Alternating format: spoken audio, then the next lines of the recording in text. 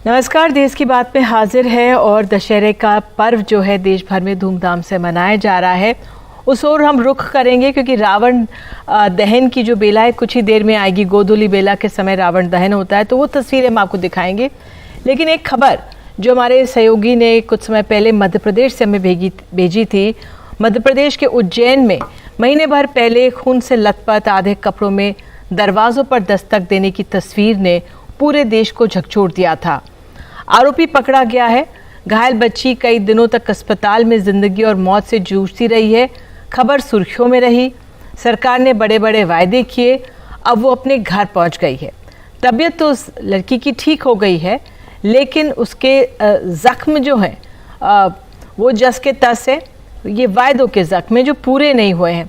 ये रिपोर्ट फ़िलहाल अभी तैयार नहीं हो पाई है, लेकिन हम अपने सहयोगी से बात करेंगे। और हमने बात की थी अर्चना सहाय से, जो सामाजिक कार्यकर्ता हैं, क्योंकि तमाम वायदे हुए और वो सहायता उन तक नहीं पहुंची है। लड़की अब अपने घर पहुंच चुकी है। तो ऐसे बच्चों के लिए क्या प्रावधान होते हैं, उनकी कैसे मदद की जा सकती है? अर्चना सहाय, बताइए। अगर किसी बच्चे के साथ यौन उत्पीड़न हुआ है, उनके साथ लैंगिक शोषण हुआ है, तो उन बच्चों को सारी सुविधाएं देना सरकार की जिम्मेदारी है और सरकार करती भी है। कॉम्पनसेशन के माध्यम से उनको कॉम्पनसेशन दिया जाता है। इंटरिम रिलीफ चाहिए तो इंटरिम रिलीफ कलेक्टर के माध्यम से दी जाती है। जिस भी परिस्थिति में बच्चा है तो सबसे पहले उसको उसकी हेल्थ को ध्यान दिया जाता है कि उसके स्वास्थ्य सही हो जाना चाहिए। उसके साथ जो भी उसका डैमेज हुआ है उसको पूरी तरीके से वो बच्चा ठीक हो जाए। बच्चा मतलब लड़का या लड़की दोनों के साथ में अगर ये हादसा होता है तो पॉक्सो एक्ट के तहत उनको तमाम वो सुविधाएँ मुहैया कराई जाती है जिस सारी सुविधाओं का जो बच्चा हक रखता है। और बाल कल्याण समिति जो हर जिले में स्थापित है पूरे हिंदुस्तान भर में, जो एक मैजिस्ट्रल पावर रखती है और वो जे एक्ट के तहत बनाई गई समिति है, उस समिति का भी एक जिम्मेदारी बनती है कि ऐसे बच्चों के साथ, चूँकि पॉक्सो एक्ट कहता है कि जैसे ही बच्चे के साथ ऐसा हादसा हुआ है 24 घंटे के भीतर उनको ये जानकारी जो है बाल कल्याण समिति, जिसको हम CWC भी कहते हैं, उनको ये जानकारी देना है। और जैसे ही ये जानकारी CWC के पास आती है वो तमाम सुविधाएं बच्चों को देने का प्रयास करते हैं। अगर मेडिकल चाहिए तो पूरा मेडिकल का help, psychological support, mental support, physical support जो भी चाहिए वो ज़रूर बच्चों को दिया जाता है। कॉम्पनसेशन जो विक्टिम कॉम्पनसेशन एक्ट के तहत बच्चों का हक है, केस के ऊपर डिपेंड करता है और कोर्ट इसके ऊपर राशि निर्धारित करती है। और अगर इंटरिम रिलीफ चाहिए, इमीडिएट रिलीफ चाहिए, तो वो भी सुविधा तुरंत कलेक्टर के माध्यम से बच्चों को दी जाती है। और ये चूँकि बच्चों का हक है, उनके साथ नाइंसाफ़ी नहीं होनी चाहिए, तो न्याय की प्रक्रिया में स्पेशल कोर्ट, जिसको हम पॉक्सो कोर्ट भी कहते हैं, वो भी बच्चों को पूरी तरह से सुविधाएं देने के लिए सक्षम है और वो देते भी हैं। और सीधे चलते हैं अपने सहयोगी अनुराग द्वारी के पास। अनुराग, आपने एक रिपोर्ट भेजी लेकिन हम दिखा नहीं पाए, बन नहीं पाई है अभी।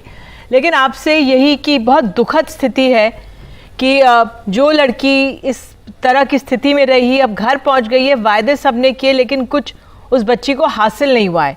क्या ज़मीनी स्थिति है, ज़रा दर्शकों को बता दीजिए अभी।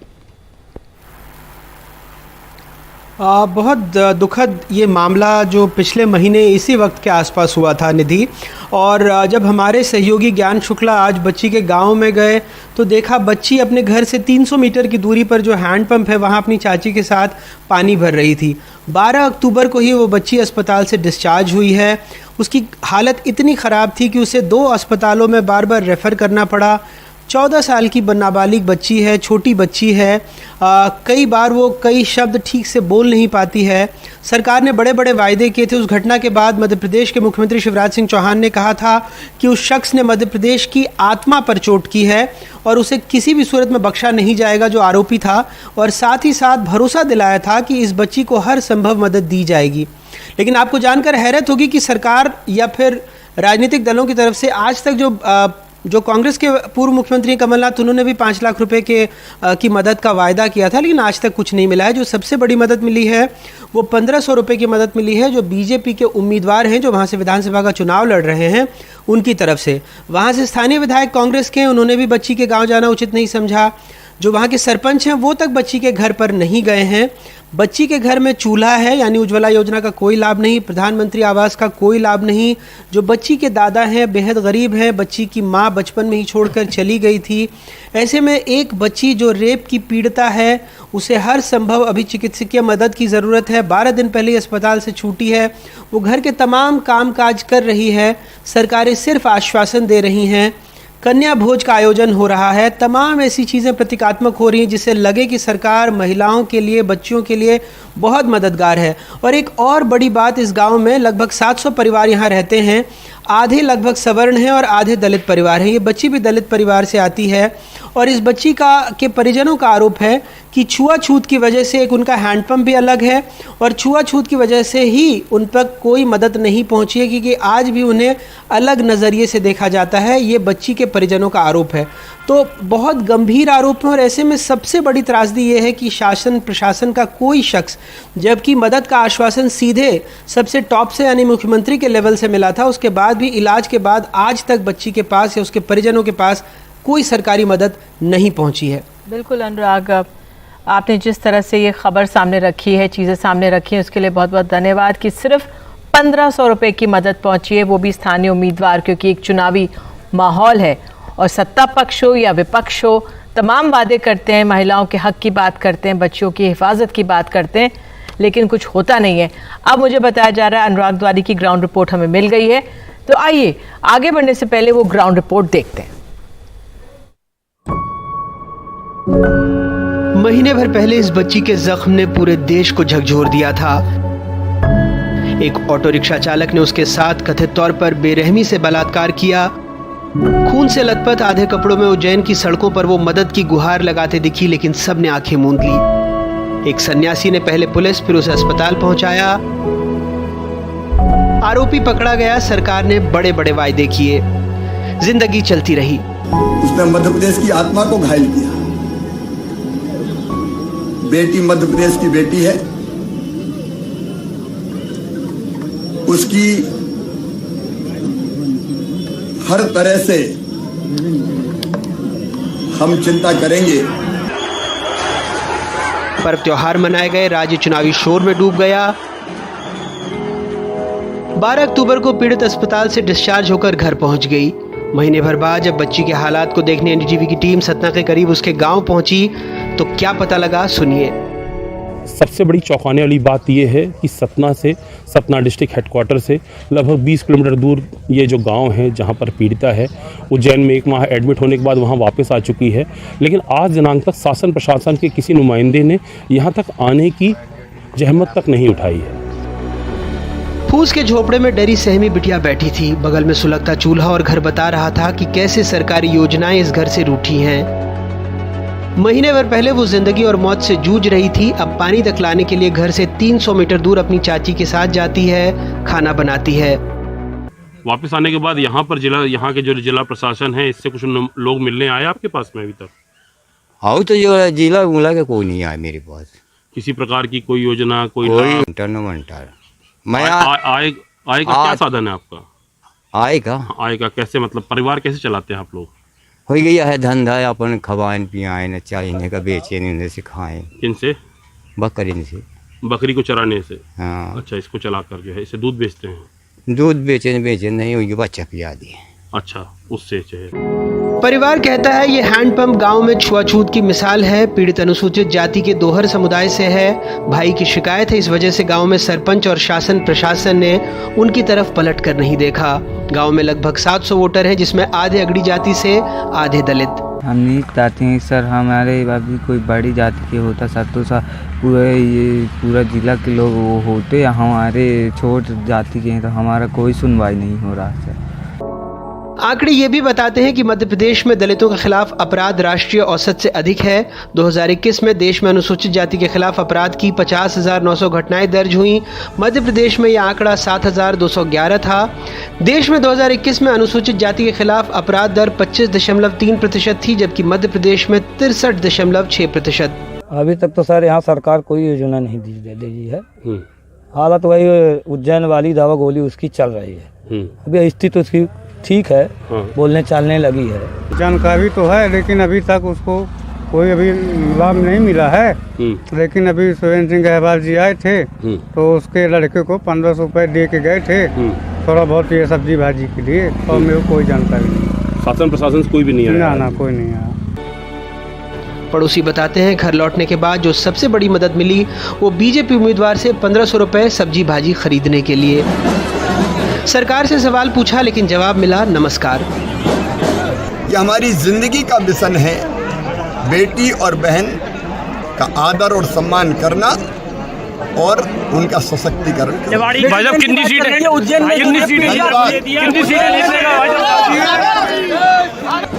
परिवार का दावा है उन्हें सरकार से इकलौती जो मदद मिलती है वो है 600 रुपये हर महीने सामाजिक न्याय पेंशन। लाडली लक्ष्मी, लाडली बहना, नारी सम्मान, महिला आरक्षण आधी आबादी को पूरा हक देने की हर दल वकालत कर रहा है, लेकिन हकीकत उज्जैन से सतना आते ही साफ हो जाती है।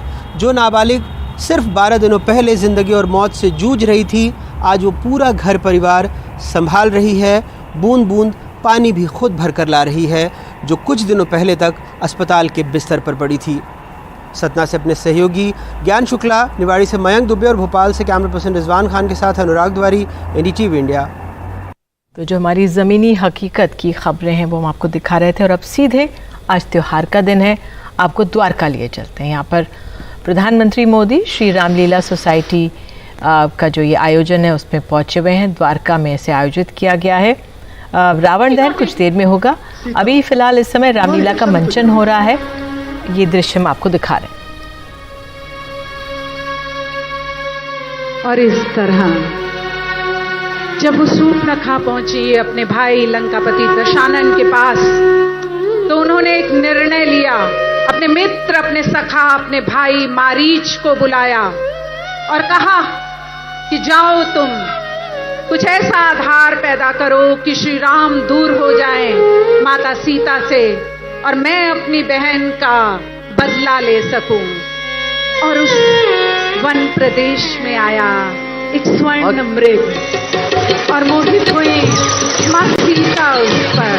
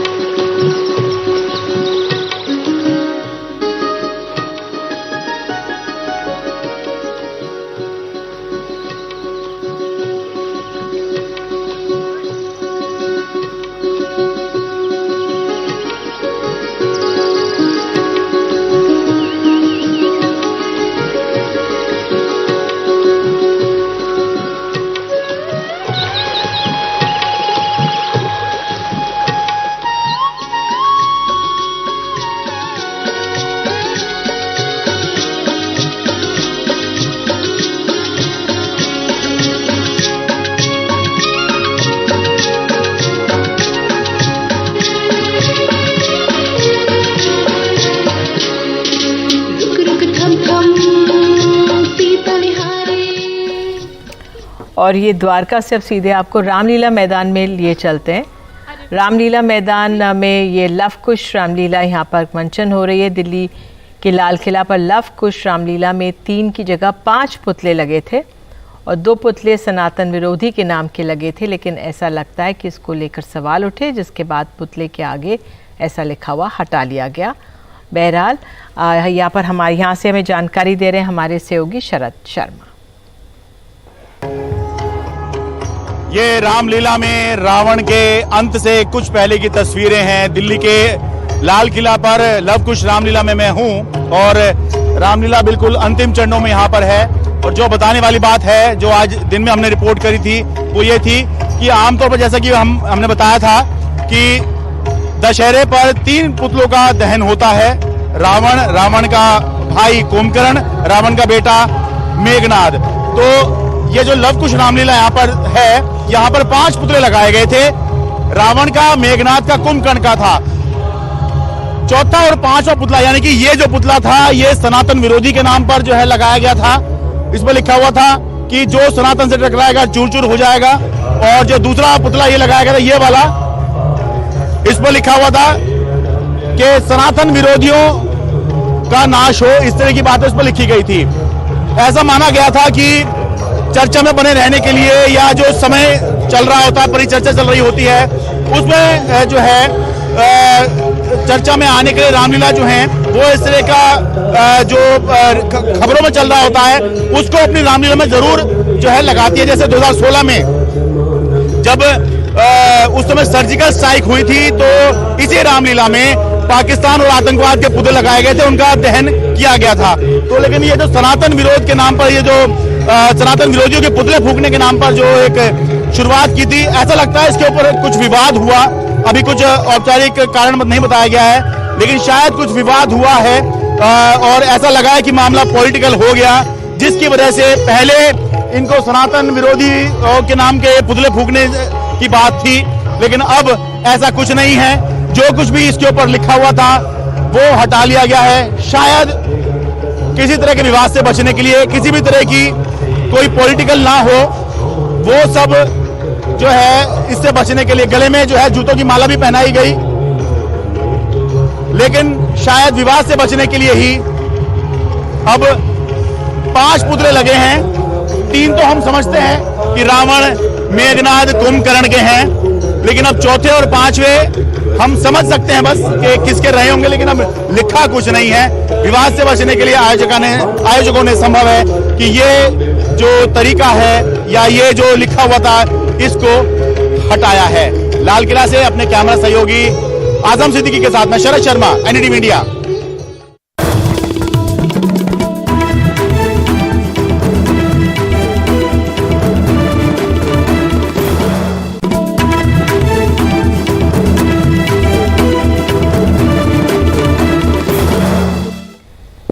और आइए अब आपको सीधे हम लिए चल रहे हैं लाल किले के रामलीला मैदान में। यहाँ पर राष्ट्रपति द्रौपदी मुर्मू पहुँच चुकी हैं और यहाँ के कार्यक्रम में वे हिस्सा ले रही हैं। और कुछ ही देर में गोधुली बेला में रावण दहन की जो प्रक्रिया वो शुरू होगी। और फिलहाल उससे पहले यहाँ पर कुछ कार्यक्रम और रामलीला का मंचन वो देख रहे हैं।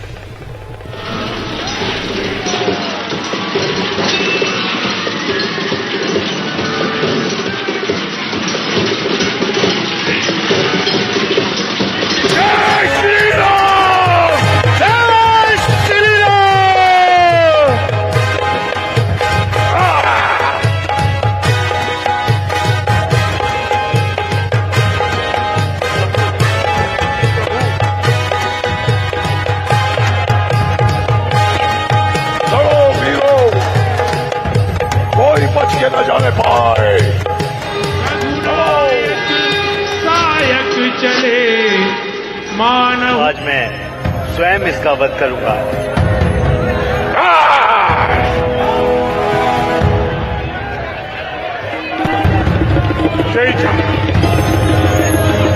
सारे बोलो जय श्री राम, जय श्री राम।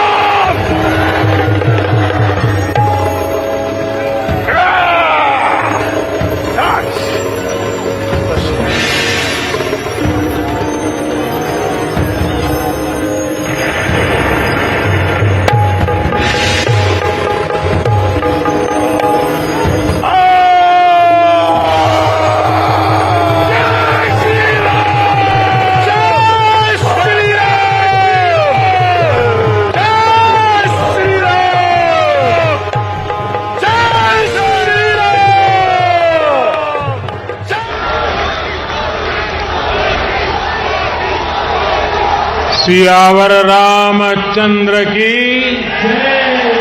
सियावर रामचंद्र की। मैं समस्त भारतवासियों को शक्ति उपासना पर्व नवरात्र और विजय पर्व विजयादशमी की अनेक अनेक शुभकामनाएं देता हूं। विजयादशमी का ये पर्व अन्याय पर न्याय की विजय, अहंकार पर विनम्रता की विजय और आवेश पर धैर्य की विजय का पर्व है। ये अत्याचारी रावण पर भगवान श्री राम के विजय का पर्व है। हम इसी भावना के साथ हर वर्ष रावण दहन करते हैं, लेकिन सिर्फ इतना ही काफी नहीं है। ये पर्व हमारे लिए संकल्पों का भी पर्व है। अपने संकल्पों को दोहराने का भी पर्व है। मेरे प्यारे देशवासियों, हम इस बार विजयादशमी तब मना रहे हैं जब चंद्रमा पर हमारी विजय को 2 महीने पूरे हुए हैं।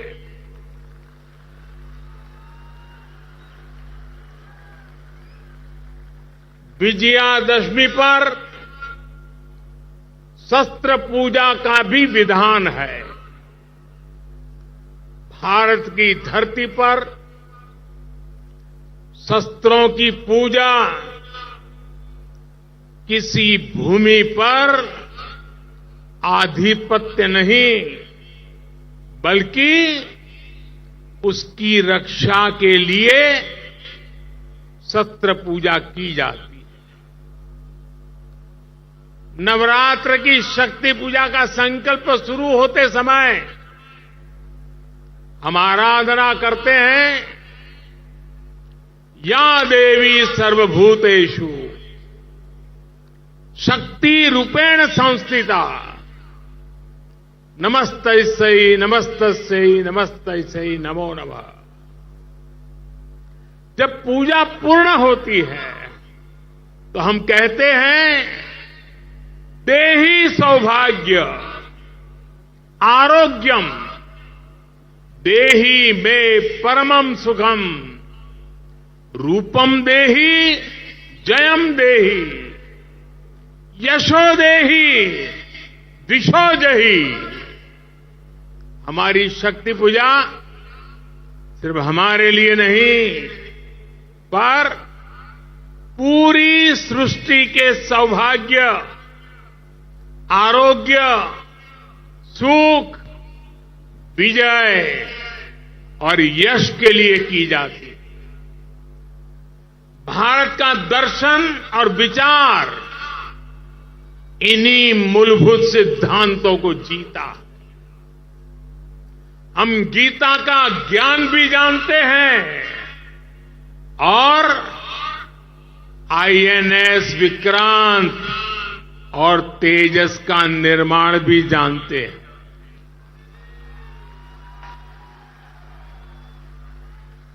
हम श्री राम की मर्यादा भी जानते हैं और अपनी सीमाओं की रक्षा करना भी जानते हैं। हम शक्ति पूजा का संकल्प भी जानते हैं और कोरोना में सर्वे संतु निरामया ये मंत्र भी जी करके दिखाते हैं। यही तो हमारी भारत भूमि है। भारत की विजयादशमी भी यही विचार का प्रतीक है। साथियों, आज हमें सौभाग्य मिला है कि हम भगवान राम का भव्यतम मंदिर बनता देख पा रहे हैं।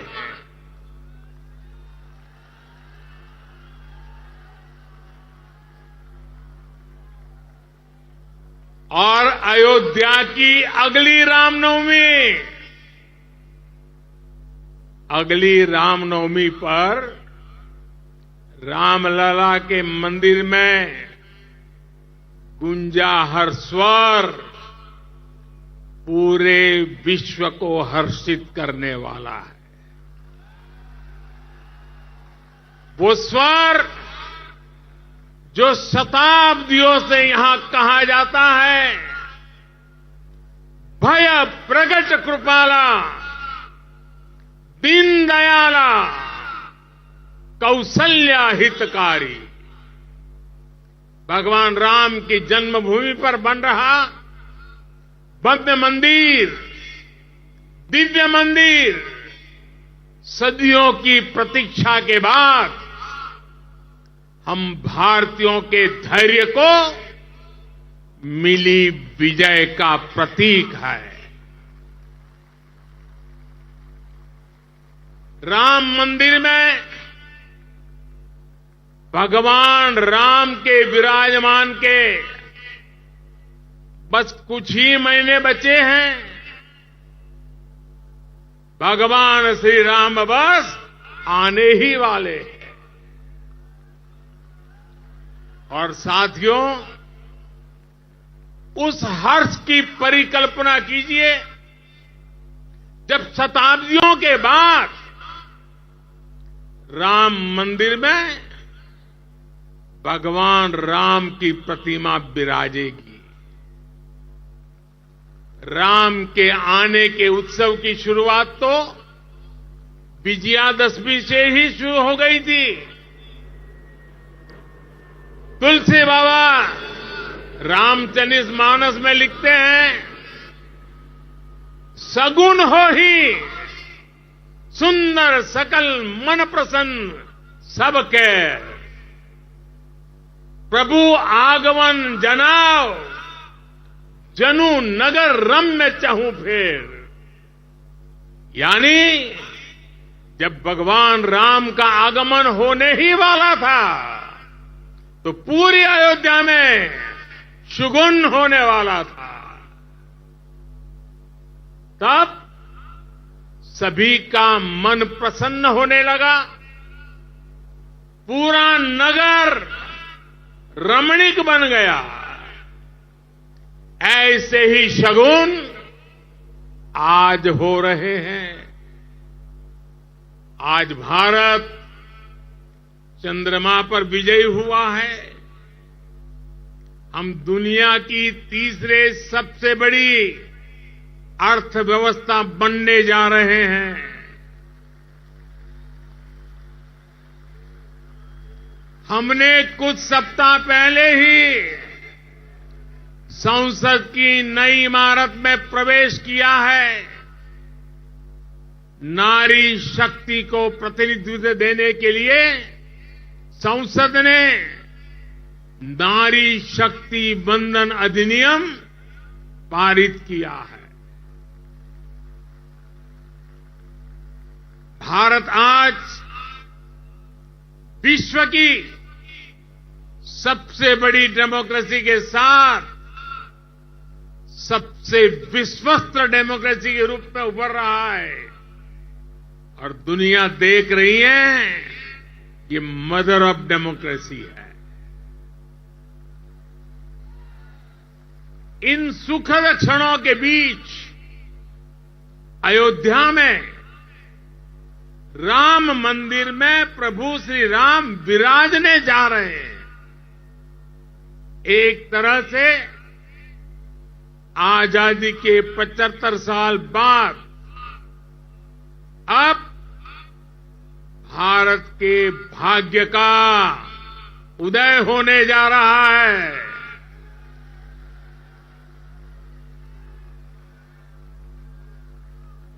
लेकिन यही वो समय भी है जब भारत को पहले से बहुत सतर्क रहना जरूरी है।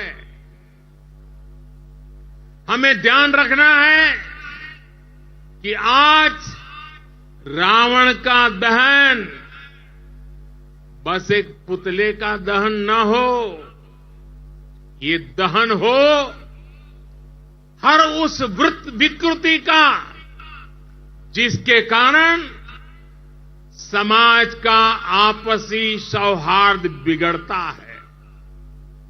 ये दहन हो उन शक्तियों का जो जातिवाद और क्षेत्रवाद के नाम पर मां भारती को बांटने का प्रयास करती है।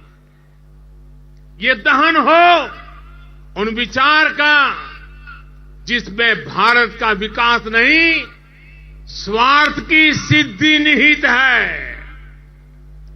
विजयादशमी का पर्व सिर्फ रावण पर राम की विजय का पर्व नहीं, राष्ट्र की हर बुराई पर राष्ट्रभक्ति की विजय का पर्व बनना चाहिए।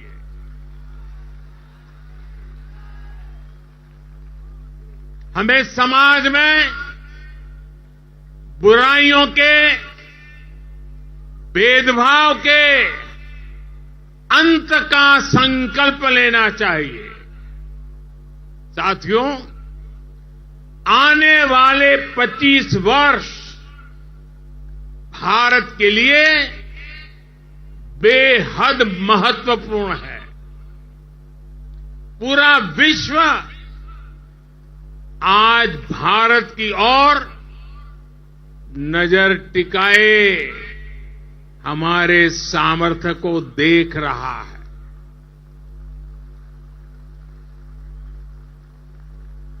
अब हमें विश्राम नहीं करना है।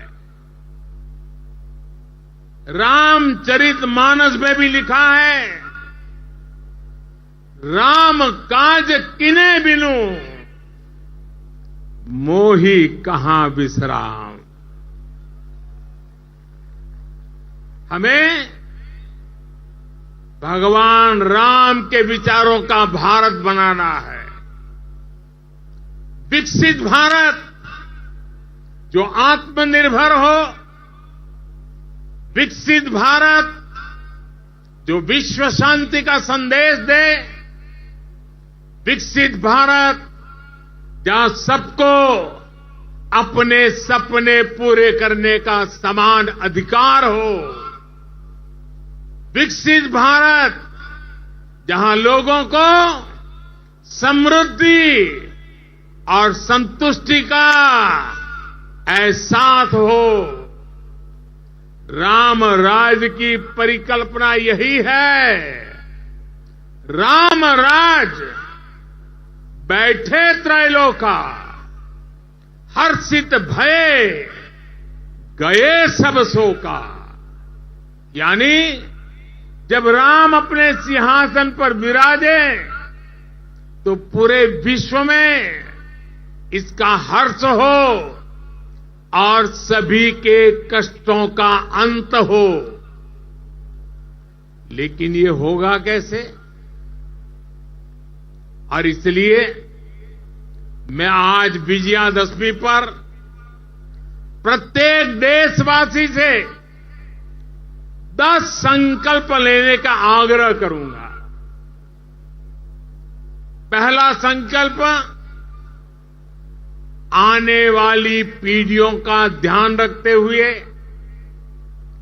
हम ज्यादा से ज्यादा पानी बचाएं। दूसरा संकल्प, हम ज्यादा से ज्यादा लोगों को डिजिटल लेन देन के लिए प्रेरित करें। तीसरा संकल्प, हम अपने गांव और शहर को स्वच्छता में सबसे आगे जाएंगे। चौथा संकल्प, हम ज्यादा से ज्यादा वोकल फॉर लोकल के मंत्र को फॉलो करेंगे, मेड इन इंडिया प्रोडक्ट्स का इस्तेमाल करेंगे। 5वां संकल्प, हम क्वालिटी काम करेंगे।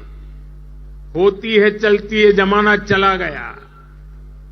हम क्वालिटी काम करेंगे और क्वालिटी प्रोडक्ट बनाएंगे। खराब क्वालिटी की वजह से देश के सम्मान में कमी नहीं आने देंगे। 6ठा संकल्प, हम पहले अपना पूरा देश देखेंगे, यात्रा करेंगे, परिभ्रमण करेंगे और पूरा देश देखने के बाद समय मिले तो फिर विदेश के लिए सोचेंगे। 7वां संकल्प, हम नेचुरल फार्मिंग के प्रति, प्राकृतिक खेती के प्रति किसानों को ज्यादा से ज्यादा जागरूक करेंगे। 8वां संकल्प, हम सुपर फूड मिलेट्स को, श्री अन्न को अपने रोजमर्रा की जिंदगी में शामिल करेंगे। इससे हमारे छोटे किसानों को और हमारी अपनी शहद को बहुत फायदा होगा। 9वां संकल्प, हम सब व्यक्तिगत स्वास्थ्य के लिए योग हो, स्पोर्ट्स हो, फिटनेस को अपने जीवन में प्राथमिकता देंगे। और 10वां संकल्प, हम कम से कम एक गरीब परिवार के घर का सदस्य बनकर उसका सामाजिक आर्थिक स्तर बढ़ाएंगे। जब तक देश में एक भी गरीब ऐसा है जिसके पास मूल सुविधाएं नहीं है, घर हो, बिजली हो, गैस हो, पानी, अगर ये नहीं है, इलाज की सुविधा नहीं है, हम चैन से नहीं बैठेंगे। हमें हर लाभार्थी तक पहुंचना है, उसकी सहायता करनी है, तभी देश में विकसित भारत का सपना पूरा होगा, सबका विकास होगा, तभी भारत विकसित बनेगा। अपने इन संकल्पों को हम भगवान श्री राम का नाम लेते हुए पूर्ण कर पाए। विजयादशमी के इस पावन पर्व पर देशवासियों को मेरी इसी कामना के साथ अनेक अनेक शुभकामनाएं। रामचरितमानस में कहा गया है, प्रभीसी नगर कीजे सब काजा, हृदय राखी कौशलपुर राजा। यानी भगवान श्री राम के नाम को मन में रखकर हम जो संकल्प पूरा करना चाहेंगे, हमें उसमें सफलता अवश्य मिलेगी। हम सब भारत के संकल्पों के साथ उन्नति के पथ पर बढ़े। हम सब भारत को श्रेष्ठ भारत के लक्ष्य तक पहुंचाएं। इसी कामना के साथ आप सभी को विजयादशमी के इस पावन पर्व की ढेर सारी शुभकामनाएं। सियावर रामचंद्र की, सियावर रामचंद्र की। बहुत बहुत धन्यवाद।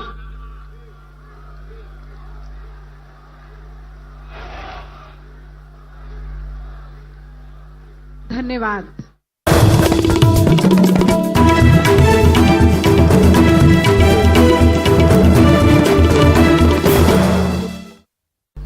और और धर्म को साथ लेकर चलने वाले हमारे माननीय प्रधानमंत्री श्री नरेंद्र मोदी जी आज हम सबके लिए प्रेरणा स्रोत बन रहे हैं।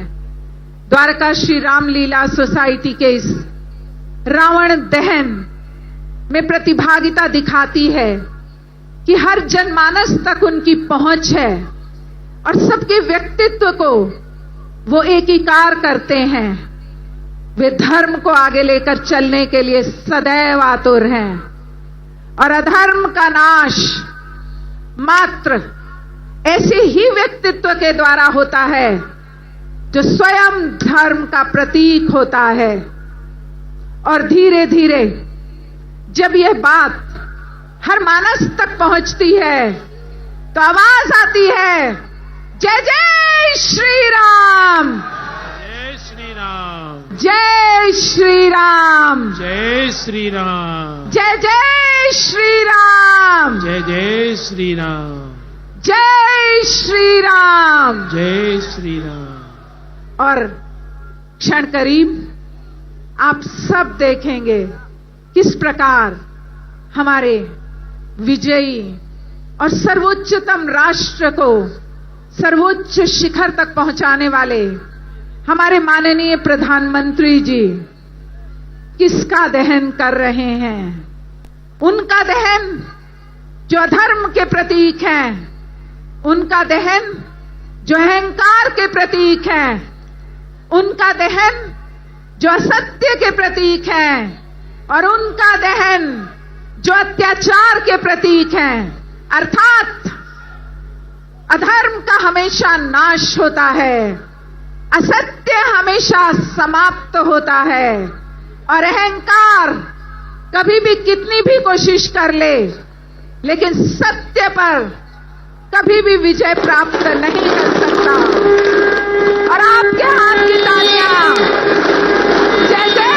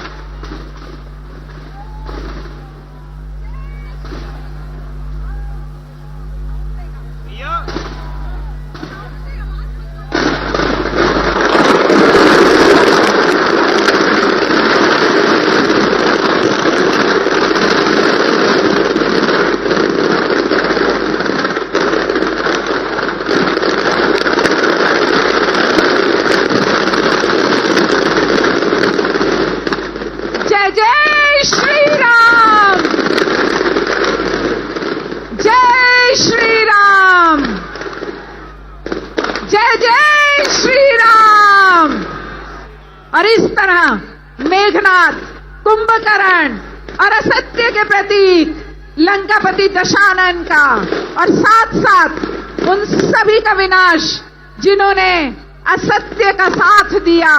इस तरह सत्य निर्बाध रूप से आगे बढ़ रहा है।